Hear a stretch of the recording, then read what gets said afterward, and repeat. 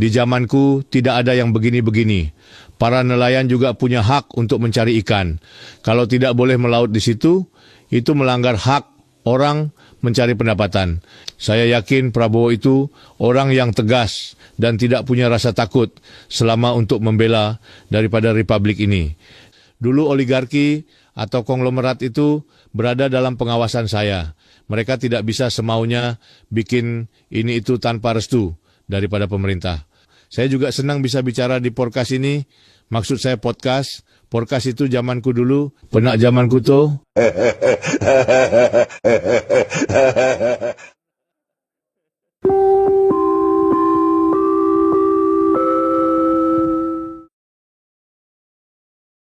Pemirsa, selamat berjumpa kembali di acara Temu Wicara bersama saya Purwantini.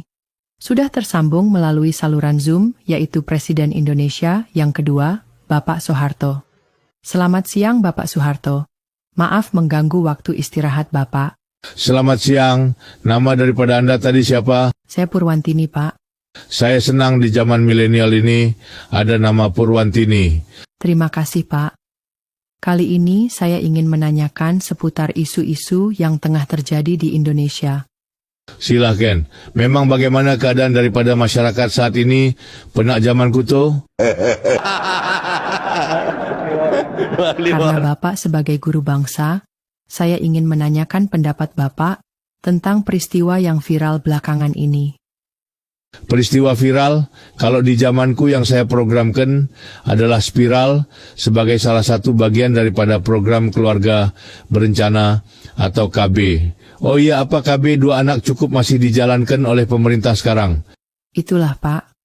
Sekarang bukan 2 anak cukup, tapi pegawai negeri di satu kota ada yang dibolehkan untuk punya istri lebih dari 1 atau 2. Wah, itu tidak bagus. Saya sendiri saja dulu sangat setia kepada Ibu Tin. Pegawai negeri jangan poligami lah. Tidak bagus itu. Nanti kalau kekurangan daripada uang untuk istri muda, ujung-ujungnya korupsi. 1 istri sudah cukup. Jangan poligami. Begitu ya Pak? Oke, sekarang saya mau menanyakan pendapat Bapak tentang pagar laut yang baru viral. Bagaimana menurut Bapak? Saya sempat mengikuti beritanya di medsos, dan ini memang masalah yang sebenarnya serius. Karena apa? Karena ini menyangkut kedaulatan bangsa kita dan merugikan masyarakat. Kenapa mengganggu kedaulatan bangsa, Pak? Sudah jelas laut itu harus dikuasai negara dan digunakan sebesar-besar untuk kemakmuran daripada rakyat. Tidak boleh dikuasai oleh segolongan orang. Di zamanku tidak ada yang begini-begini. Para nelayan juga punya hak untuk mencari ikan. Kalau tidak boleh melaut di situ, itu melanggar hak orang mencari pendapatan. Ini masalah yang sangat serius. Kenapa pemerintah sebelum pemerintahan Prabowo bisa lalai terjadi seperti ini, Pak? Bahkan sudah terbit sertifikatnya loh, Pak. Wah, itu harus ditanyakan kepada yang bersangkutan. Karena kalau sampai keluar izin, apalagi HGB dan SHM itu melibatkan aparatur negara. Dan untuk menindak ini sangat mudah. Diusut saja dari kepala desa, ke kecamatan, sampai provinsi, dan sampai ke pejabat yang menerbitkan surat itu. Mudah kok. Untuk masalah yang sangat gamblang, tidak mungkin pemerintah waktu itu lalai. Selidiki saja biar kedapatan ada terlibat atau tidak. Jadi Bapak setuju bahwa Pak Prabowo harus menyelesaikan masalah ini sampai tuntas? Sangat setuju. Dan saya sangat kenal karakter daripada mantu saya. Saya yakin Prabowo itu orang yang tegas dan tidak punya rasa takut selama untuk membela daripada republik ini. Dia itu orangnya tegas, siapapun yang melecehkan republik ini akan dipukul habis oleh Prabowo. Saya sangat tahu karakter Prabowo. Maaf Pak Harto, pagar laut itu dikaitkan dengan PSN yang namanya PIK 2. Sedangkan proyek PIK kan sudah dimulai zaman Anda berkuasa? Memang zaman saya sudah ada PIK, tapi Anda boleh cari jejak digital saya tentang proyek itu. Saya pernah minta aguan, kalau bikin proyek jangan bikin gaduh. Saya juga sampaikan bahwa kalau mau bangun proyek PIK, jangan sampai bikin banjir ke wilayah masyarakat sekitarannya. Jangan sampai tol ke bandara kebanjiran. Jangan sampai merugikan nelayan. Bapak sangat memperhatikan nelayan ya? Sudah pasti, di zaman saya itu, saya bentuk daripada yang namanya kelompok pencapir. Dan saya juga sering menyelenggarakan temu wicara dengan para petani dan nelayan. Di situ saya bisa mendengar langsung apa yang dikeluhkan masyarakat. Jejak digitalnya sangat banyak. Anda dulu kalau sering nonton TVRI pasti tahu. Jadi jangan sampai proyek PIK 2 itu merugikan nelayan. Ini kan menyangkut yang kata orang adalah oligarki. Bagaimana oligarki di zaman Pak Harto? Begini, di zamanku dulu orang belum menyebut oligarki. Mungkin dulu disebut konglomerat. Tapi ya sebenarnya mungkin sama. Yang saya tegaskan bahwa dulu oligarki atau konglomerat itu berada dalam pengawasan saya.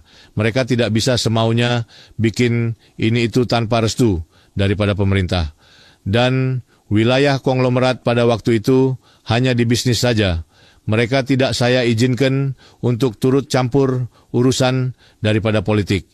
Dengan begitu stabilitas nasional dapat tercapai karena untuk urusan daripada politik tidak dirusuhi. Kalau sekarang sudah campur baur ya, urusan politik dan oligarki, dulu saya silahkan konglomerat bikin perumahan elit, tapi jangan lupa saya juga punya program Perumnas yang jumlahnya sangat banyak. Coba kalau saudara Purwantini berkunjung ke kota-kota di Indonesia, pasti ada Perumnas di situ. Pada waktu itu, masyarakat sangat terbantu untuk dapat membeli daripada rumah melalui program KPR. Dan harganya dulu tidak semahal sekarang. Saya dengar-dengar harga rumah sekarang mahalnya minta ampun ya. Piye, penak zamanku toh? Oligarki ikut campur ke politik itu zaman Jokowi ya, Pak? Waya ndak tahu kok nanya saya, ya tanyakan saja kepada yang bersangkutan. Apa saran Bapak untuk penyelesaian pagar laut ini, Pak? Masalah pagar laut ini harus diselesaikan sampai tuntas, agar tidak menimbulkan ekses yang tidak baik bagi kedaulatan dan penegakan hukum di Republik ini. Jangan sampai masalah ini hilang begitu saja tanpa diselesaikan. Untuk oligarki, saya berpesan, coba kalau di PIK 2, itu jangan hanya bangun rumah elit yang mahal, tapi harus ada juga rumah untuk rakyat. Perbandingannya kalau ada satu rumah elit, harus ada 2 rumah sederhana, dan 3 rumah sangat sederhana. Karena pada dasarnya negara ini harus hidup bersama dan berdampingan. Jangan eksklusif supaya kita bisa hidup rukun sesuai daripada semboyan kita Bhinneka Tunggal Ika. Baik, terima kasih Bapak. Kalau berkenan besok kita berbincang-bincang lagi membahas kejadian lain di negara ini. Karena kami butuh pemikiran Bapak sebagai guru bangsa. Sama-sama. Saya juga senang bisa bicara di podcast ini. Maksud saya podcast. Podcast itu zamanku dulu, hehehehe. Dulu orang beli podcast tapi terkontrol. Sekarang malah pada main judi online sampai ada yang bunuh diri. Negara harusnya bertindak, jangan membiarkan, apalagi untuk keuntungan berpolitik. Dulu podcast duitnya untuk sosial, bukan untuk logistik politik. Baik Bapak, lain waktu kita adakan temu wicara lagi. Terima kasih. Penak zamanku tuh.